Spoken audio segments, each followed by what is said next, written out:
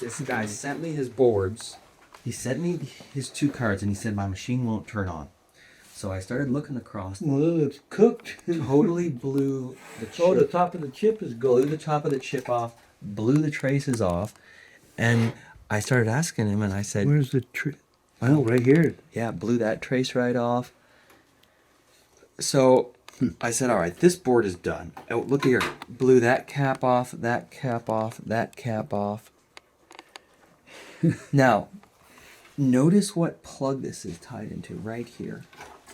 P22. Guess what plugs into that? That is the float sensor for the coolant tank. Is it shorted? And it's an analog. I think it's like a 0 to 10 or And it's 0 to sitting 5. in a And it's tank sitting of in a water. tank of water. And so I called him and I said, all right, I got your boards here. Your Mocon is cooked. Now, I've tried to repair a board like this before. It usually ends up blowing everything. And so I'm like, I don't even know that I want Down it. here and clear down here and right here. Everything that's on the 5 volt or the 12 volt line is probably done for. Yeah, probably. I said, what happened? I think there's a story. And he goes, yeah, well, we've had a lot of lightning storms recently. He goes, and I think the building got hit by lightning. The lightning somehow grounded through the coolant tank. There might have been a short to ground, say, inside the coolant float sensor, and it sent high voltage back to here. Back from the tank?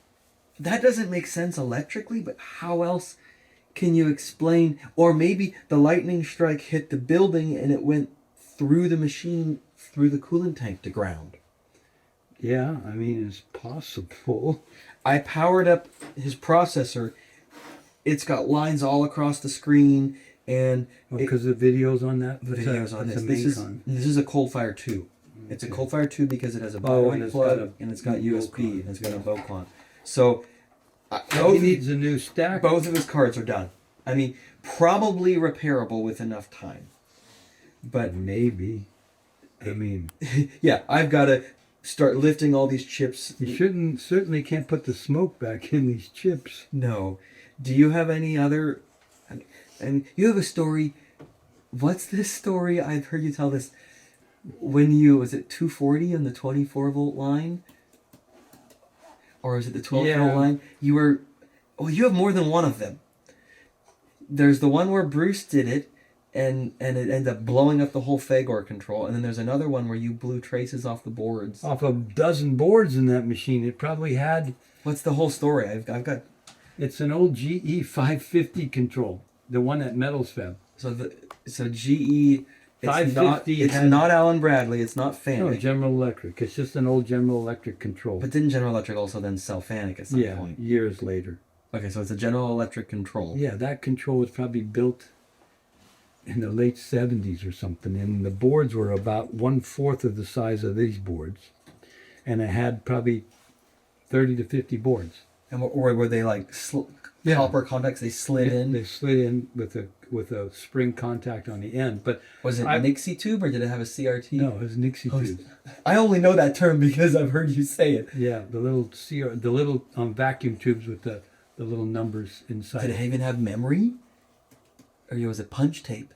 In my story, I was trying to chase a problem down, and I took a jumper wire and I jumped 120 volts to a 24 volt DC circuit, and I smoked. 120 volts, so it was a 110 Yeah, to a 24 volt. I probably smoked 4 or 5 boards in the circuit. Did it blow a fuse somewhere or trip the breaker? On the one Not that I remember. I just remember the traces were not on the board. In a few What year places. was that?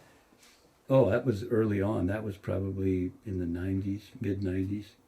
Could you even buy those boards, or you're just No, we had to fix them. You couldn't. Was it? GE wasn't even. Yeah, no, 15 years that's old. 70s technology. 20 years later, we just fixed the board. Were the But the boards were all surface traces. They're not like this kind of circuit No. board. The Yeah, traces they were real wide. You did know. the machine not turn on? After that, I don't remember what happened. What was going I through knew your what head? was wrong because I did it. And Well, how did your voltmeter slip, or did you screwdriver on the wrong terminal of a I contact? think I put an alligator clip on the wrong pin. I don't remember now. That one you don't want to remember as much, you know. But I'm just interested in your story.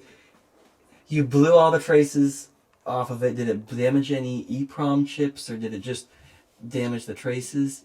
Those boards only had resistors and transistors and there wasn't, I mean, we don't even have anything. I know. Well, I think we had a box of those cards one day Yeah, we years threw them ago, and I away. threw them away. I think I pretty much just fixed them. That was before you could buy anything on eBay or anything anywhere on the internet. I think we had to email. So you just fixed one at a time, fixed each card. We chased the problem down because in those days you had a set of prints for each board, and you could see it went from one board to the next board to the next Per board. board. Yeah, so you could just chase it down. It was probably IO stuff or something. I don't even remember. It was a really old. This was the worst part. I spent 3 or 4 days in there at our expense. I fixed it all, and about a week later, he ran the turret into the chuck full bore and broke the turret right off the machine, and got his insurance company to buy him a new machine.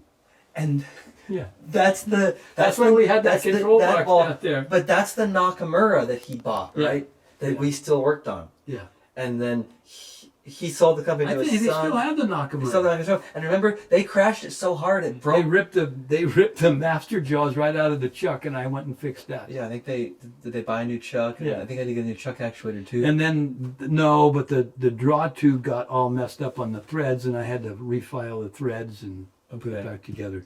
But yeah, it's the same place. Yeah, he crashed that thing so hard that it broke the turret casting right off, and he got a new machine. And that was on the that was a week later. Yeah, it was just real short time after I. So spent all that you time. just spent I was 3 or shooting 4 it. days of your time to fix your mistake. Yeah. The only thing was good is I got the control, which I shouldn't have taken, and you got to sell the Nixie tubes. Out of I it. know. I was 15 or 16, didn't have a clue. I pulled all the Nixie tubes out of it. I think I put them on eBay and was so excited I got $100 for them. I probably should have Those sold tubes them. are little vacuum tubes with like 8 prongs on the bottom, 8 little pins, and they would light up like a neon, a number 2 or a 1 or a 5 or a 6. Yeah. We don't have What it a anymore. story. We don't have any more Nixie tubes. No, I don't think we have any.